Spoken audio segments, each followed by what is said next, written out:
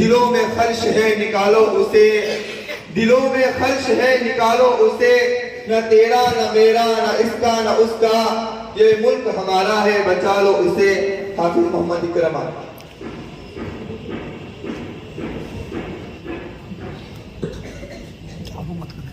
وقد قال الله تبارك وتعالى في القرآن المجيد ولا تهنوا ولا تحزنوا وأنتم الأعلون إن كنتم مؤمنين۔ صدق اللہ العظیم۔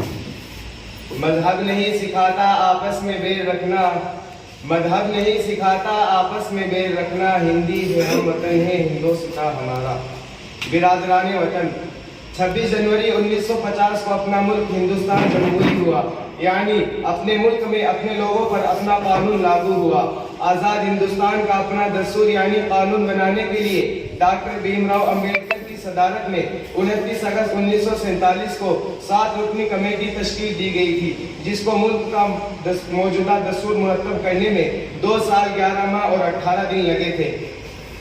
دستور ساز اسمبلی کے مختلف اجلاس میں اس نے دستور کی ہر ایک شق پر کھلی بحث ہوئی، پھر 26 نومبر 1949 کو اسے قبول کر لیا گیا اور 24 جنوری 1950 کو ایک مختصر اجلاس میں اس نے دستور پر دستخط کر دی گئی۔ بہرحال 26 جنوری 1950 کو اس نے قانون کو لاگو کرنے کے بعد پورے ملک میں پہلا یوم جمہوریہ بنایا گیا، اور اس طرح ہر سال پورے ملک میں 26 جنوری یعنی یوم جمہوریہ بڑے جوش و خروش کے ساتھ منایا جاتا ہے، اور 15 اگست 1947 کی طرح یہ تاریخ بھی ملک کا قومی اور یادگاری دن بن گیا ہے۔ لیکن 26 جنوری کو جشن کے طور پر کیوں مناتے ہیں؟ آئیے تاریخ کے اوراق سے اس کی حقیقت معلوم کریں۔ جشن کا یہ دن ہندوستانیوں کو یوں ہی نہیں ملا، بلکہ اس کے لیے بڑی سے بڑی قربانیاں دینی پڑی، لاکھوں جانوں کے نذرانے پیش کرنے پڑے، تب جا کر 26 جنوری کو ہندوستانیوں کو یہ زرعی موقع نصیب ہوا ہے۔ انگریزوں کا پہلا قافلہ 1601 میں دور جہانگیری میں ہندوستان آیا تھا۔ اس حساب سے ہندوستان سے انگریزوں کا انخلا 346 سال بعد ہوا ہے۔ اس دوران ظلم و بربریت کی ایک طویل داستان لکھی گئی تھی، جس کا پٹ صفحہ ہندوستانیوں کے خون سے لالازار ہے۔ جذبہ آزادی سے سرشار اور سر پر کفن باندھ کر وطن عزیز اور اپنی تہذیب و تمدن کی بقا کے لیے بے خطرے آتش فشنگی میں کودنے والوں میں مسلمان پیش تھے۔ اگر جنگ آزادی سے مسلمانوں کی قربانیاں الگ کر دی جائے تو ہندوستان کی تاریخ کبھی مکمل نہیں ہو سکتی۔ آزادی ملنے کے بعد سب سے بڑا مسئلہ یہ اٹھا کہ ملک کا دستور کیسا ہو، مذہبی ہو یا لا مذہبی، اقلیت اور اکثر کے درمیان حقوق کس طرح طے کیے جائے۔ چنانچہ آئین ہند کے ابتدائی حصے میں یہ صاف صاف لکھا گیا ہے کہ ہم ہندوستانی عوام یہ تجویز کرتے ہیں کہ ہندوستان کو ایک آزاد سماجوادی جمہوری ملک کی حیثیت سے وجود میں لایا جائے، جس میں تمام شہریوں کے لیے سماجی، معاشی، سیاسی انصاف، آزادی خیال، آزادی اظہار رائے، آزادی عقیدہ و مذہب و عبادات، انفرادی تشخص اور احترام کو یقینی بنایا جائے گا، اور ملک کی سالمیت و یکجہتی کو قائم و دائم رکھا جائے گا۔ آزادی کے بعد ملک میں سیکولر نظام نافذ کرانے میں جمعیت علماء ہند کے رول کو نظر انداز نہیں کیا جا سکتا۔ جمعیت علماء ہند کے جنرل سیکریٹری مولانا حفظ الرحمن سیوہاری رحمۃ اللہ علیہ نے بحیثیت رکن دستور ساز اسمبلی میں اقلیتوں کو مراعات دلانے میں اہم کردار ادا کیا ہے۔ ہندوستانی جمہوری نظام ایک بہترین نظام ہے۔ اس میں مختلف افکار و خیالات اور تہذیب و تمدن کے لوگ بستے ہیں، اور یہی مختلف رنگا رنگی یہاں کی پہچان ہے۔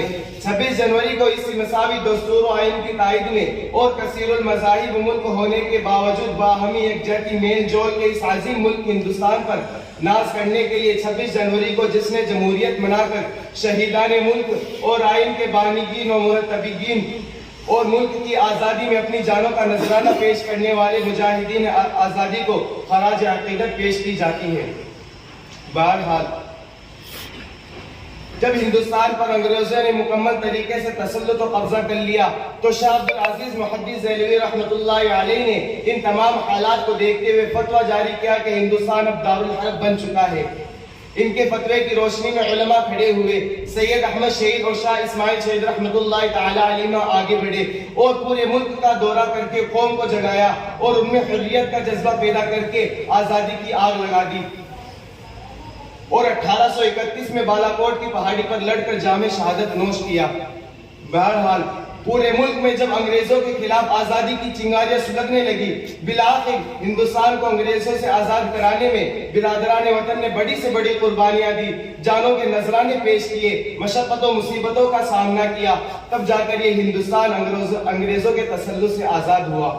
لہٰذا ہمیں ان تمام مصیبتوں سے جو ہمارے برادران وطن پر پیش آئی ہے، ان سے ہمیں یہی پیغام ملتا ہے کہ ہم اس ملک میں محبت و پیار سے اپنی زندگی کو گزار دیں اور آپس میں اختلاف اور تفریق سے دور رہیں۔ شاعر مشرق علامہ اقبال رحمۃ اللہ تعالی علیہ نے کیا ہی خوب کہا ہے، سارے جہاں سے اچھا ہندوستاں ہمارا، سارے جہاں سے اچھا ہندوستاں ہمارا، ہم بلبلے ہیں اس کی یہ گلستاں ہمارا۔